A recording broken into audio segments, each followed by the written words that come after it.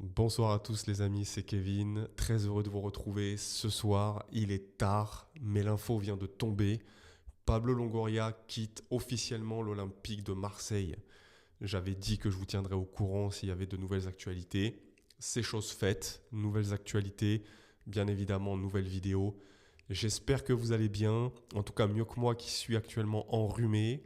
Je pense que ça s'entend, donc désolé si c'est désagréable. Par les temps qui courent là, avec un coup de chaud, un coup de tempête, un coup de froid, obligé de tomber malade. Enfin bref, c'est pas le sujet les amis. On va passer directement à ce qui nous intéresse. Et ben le départ, ça y est, de Pablo Longoria. Comme vous pouvez le voir à l'écran, c'est officiel. Après 5 ans passés à la présidence, il s'en va. Alors on l'avait déjà évoqué lors de précédentes vidéos. J'avais déjà donné mon avis. Il était très probable qu'il s'en aille, étant donné le poste auquel il avait été relégué.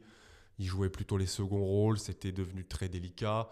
Avec Mehdi Benatia, ça n'allait pas. C'était sûr, il allait partir. Maintenant, on peut lire aussi que d'après Jennifer Mendelewitsch, j'espère que je le dis bien, il est extrêmement choqué par la fin, il ne comprend pas ce qui lui arrive. Alors, dans tout ça, est-ce qu'on peut remettre en question aussi ce fameux départ, enfin ce pseudo-départ de Benatia, parce qu'on avait pas mal échangé par rapport à ce départ-là.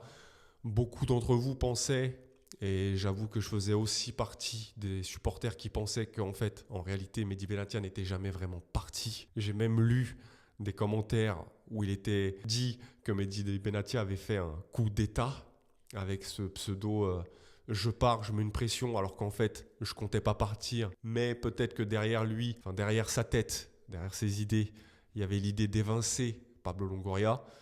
Alors là, c'est peut-être aller un peu loin, c'est peut-être beaucoup de spéculation aussi. Après, je peux comprendre les supporters qui se posent cette question, parce qu'elle est légitime.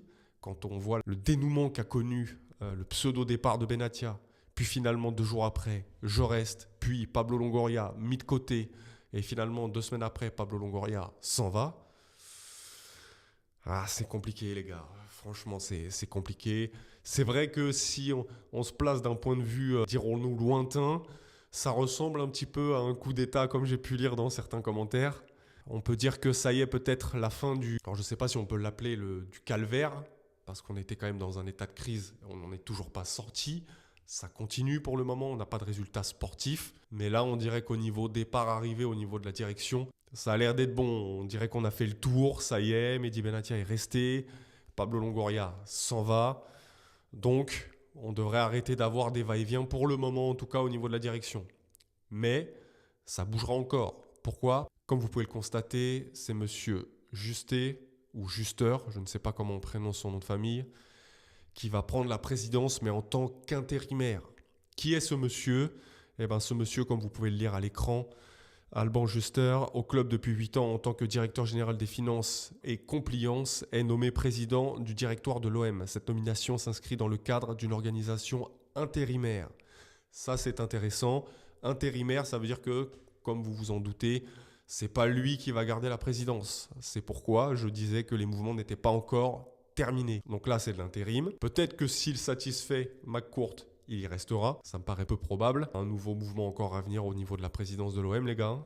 Tout simplement. Donc on n'a pas encore terminé. En tout cas, au niveau des départs, on dirait que oui. Mais au niveau des arrivées, il semblerait que non. Alors, qu'est-ce qu'on peut dire de Pablo Longoria? Vous allez voir, je vais vous mettre à l'écran en chiffres un petit peu ce qu'il a fait. Comme vous pouvez le voir à l'écran, bilan sportif de Pablo Longoria, 4 saisons complètes en tant que président, c'est 3 podiums. Avant lui, c'était 10 saisons pour seulement 2 podiums. Après, on pourra dire ce qu'on veut de Pablo Longoria, mais les faits sont là. Il a quand même réussi à ramener l'OM à une certaine stature. Il avait quand même réussi, c'était quand même grâce à lui qu'on avait pu faire de très jolis transferts. Et puis, les résultats parlent pour lui. 4 saisons, 3 podiums, c'est pas rien.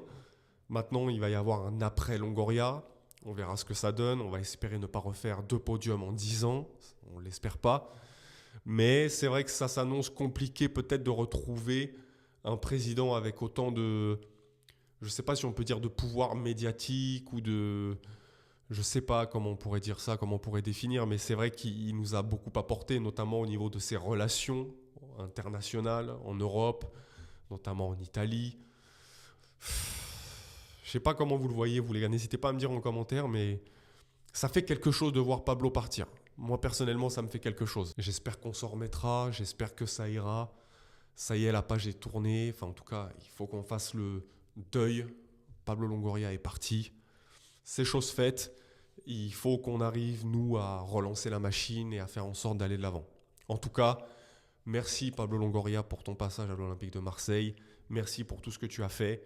Et merci aussi d'avoir, comme on a pu très souvent te voir à la télé, tu t'es donné. Enfin, on sait tous que tu n'as pas beaucoup dormi, tu as fait beaucoup de nuits blanches pour Marseille, pour trouver des solutions, pour ramener ce club au niveau, en tout cas, qui n'est pas le sien à l'état pur, mais en tout cas à un certain niveau. Merci à toi Pablo et bonne chance. On va parler un petit peu de l'actualité les gars parce qu'il y a aussi un petit peu d'actualité, forcément. On peut voir cette déclaration d'Emerson Palmieri qui disait qu'à Lyon il y avait de la pression mais c'était serein. Ici à Marseille on sent qu'il y a ce petit truc en plus. La ville respire pour le club. Est-ce qu'on ne l'a pas déjà dit? Et bien sûr que les joueurs le ressentent. À Marseille, c'est spécial. On peut nous dire tout ce que vous voulez sur tous les clubs qui gravitent autour de l'Olympique de Marseille en Ligue 1. Marseille, ça reste Marseille, c'est spécial. C'est comme ça et les joueurs le savent. La preuve. Ensuite, les gars, on va faire un petit point sur les résultats qui ont eu lieu jusqu'à présent. Alors, Lens a fait match nul vendredi soir contre le Racing Club de Strasbourg. Aujourd'hui, Rennes s'est imposé. Monaco s'est également imposé. Demain, Lille joue contre Nantes. Ils reçoivent Nantes. Il ne devrait pas y avoir normalement d'exploit, je pense, au niveau des Canaries. Lille devrait s'imposer. Conséquence au classement. Je vous l'affiche juste là, les gars. Comme vous pouvez le voir, Paris est repassé premier avec 4 points d'avance maintenant sur le Racing Club de Lens. Ça va être difficile pour Lens d'aller soutenir le Paris Saint-Germain et de continuer à leur coller dessus. Lyon est donc 3e, ça n'a pas bougé. Par contre, derrière nous, les gars, on peut voir que Rennes revient à égalité de points, que Lille demain viendra sûrement à égalité de points et que Monaco maintenant n'est plus qu'à 3 longueurs de nous. Ce qui veut dire encore plus que demain, les gars, les Lyonnais, il ne faudra pas leur faire de cadeaux, il faudra gagner. Il n'y a qu'un seul mot, c'est la victoire. Et rien d'autre. Parce que là, ça commence à devenir très très chaud, comme vous pouvez le voir au niveau du classement, les gars. Demain, on sera derrière vous. Vous avez intérêt à nous faire le match de votre vie, les gars. Il nous faut la victoire. Voilà, les gars. En tout cas, écoutez, la vidéo va s'arrêter là. C'était les dernières petites infos qu'on avait de la journée. Surtout celle du départ de Pablo Longoria. N'hésitez pas à réagir dans les commentaires, les amis.